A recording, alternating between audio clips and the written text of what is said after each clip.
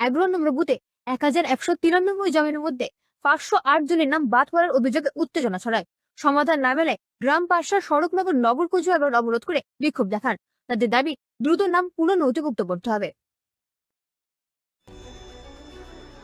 উত্তর 24 পরগনার বসিরহাট 2 নম্বর ব্লকের বেগমপুর বিবিপুর গ্রাম পঞ্চায়েতের স্বরূপনগর গ্রামের 11 নম্বর বুথে বড়সড় বিতর্ক। মোট 1193 জন ভোটারের মধ্যে 508 জনের নাম হঠাৎই ভোটার তালিকা থেকে বাদ পড়েছে বলে অভিযোগ। এই ঘটনায় চরম আতঙ্ক ছড়িয়েছে গোটা গ্রামে। ক্ষুব্ধ বাসিন্দারা নির্বাচন কমিশনের বিরুদ্ধে ষড়যন্ত্রের অভিযোগ তুলেছেন। তাদের দাবি, সমস্যা সমাধানের জন্য একাধিকবার বিএলও, ইআরও, এইআরও এবং বিডিওর কাছে গেলেও কোনো সন্তোষজনক উত্তর মেলেনি। পরিস্থিতি চরমে পৌঁছালে গ্রামবাসীরা স্বরূপনগর নগর কোচবিহার রোড অবরোধ করে বিক্ষোভ দেখান। বিক্ষোভকারীদের অভিযোগ, সরকারি প্রাথমিক বিদ্যালয়ের কর্মীদের নামও তালিকা থেকে বাদ গেছে, যা নিয়ে আরও ক্ষোভ বাড়ছে।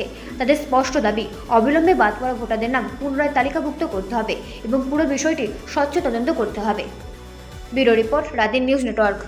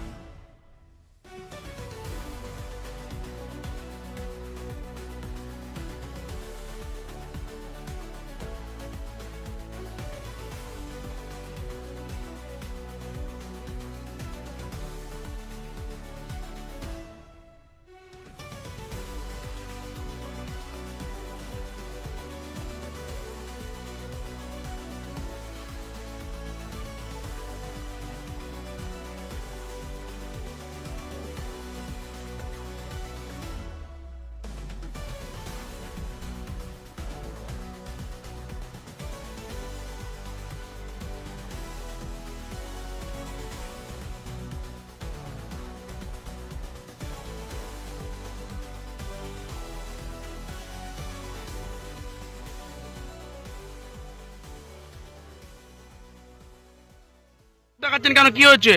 দেখুন, এটা হচ্ছে আমাদের ব্লক 2 বসিরহাট 2 আমাদের বেগমপুর বিবিপুর গ্রাম পঞ্চায়েতের অন্তর্গত স্বরূপনগর 11 নম্বর বুথের এরা সবাই সকলেই বাসিন্দা। হঠাৎ করে কালকে আমরা দেখছি রাত 11:30টার দিকে নির্বাচন কমিশনার তার কিছু আমাদের 11 নম্বর পার্টের ভোটার লিস্ট তিনি পার করলেন। আমরা দেখলাম যে 1193 ভোটারের মধ্যে 508 জনকে তারা হঠাৎ করে রাতারাতি তারা আউট করে দিল। আমাদের এখানকার মানুষ, সাধারণ খেটে খাওয়া মানুষ, মহিলারা মানুষ, তারা সবাই আতঙ্কগ্রস্ত। আমরা যেখানেই যাচ্ছি সেখানে কোনো নিরাপত্তা ভাবে কোনো রকম কোনো কথা বলতে পারছে না। এই মানে বিজেপি পরিচালিত যে নির্বাচনের কমিশনার, যার নেতৃত্বে এই নামগুলো কেটে বাদ দেওয়া হয়েছে। আমি দায়িত্ব নিয়ে বলতে পারি, কিছু সম্প্রদায়ের উপরে এই খাড়া বারবার তারা ঝুলিয়ে দিয়ে প্রমাণ করতে চাইছে। আপনারা কোথায় কোথায় জানিয়েছিলেন, কোনো সদুত্তর পেয়েছেন? আমরা আপাতত ব্লক স্তরে আমরা জানিয়েছি, আমাদের যে ইআরও বা ইআরও তাদের সঙ্গে কথা বলেছি, আমাদের যিনি সুপারভাইজার ছিলেন তার সঙ্গে কথা বলেছি, এবং যারা দায়িত্ব এই ভোট প্রক্রিয়া এসআইআর নিয়ে যারা দায়িত্ব নিয়েছিলেন তাদের সঙ্গে কথা বলেছি। তারা কোনো রকম কোনো সদুত্তর দিতে পারছে না। তাহলে বলুন, এই 508 জনের মানুষের যে ভবিষ্যৎ, তারা আজকে আতঙ্কগ্রস্ত। তারা কোথায় যাবে? মানুষ প্রশ্ন করতে চাইছে নরেন্দ্র মোদীর কাছে যে 2014 সালে এরাই ভোট দিয়েছিল, যখন সরকার গঠন হলো তখন এরা বৈধ ভোটার ছিল। হঠাৎ করে তিনি মসনদে এসে এখন বলছে সব অবৈধ ভোটার। কেউ 40-50 বছর ধরে এখানে ভোট দিয়ে আসছে, আর তাদের ভোটটাকে আজকের কেন্দ্রীয় সরকার বিজেপি পরিচালিত যে ধ্যানিশ কুমার অর্থাৎ নির্বাচন কমিশনার এইগুলো করে বেড়াচ্ছে।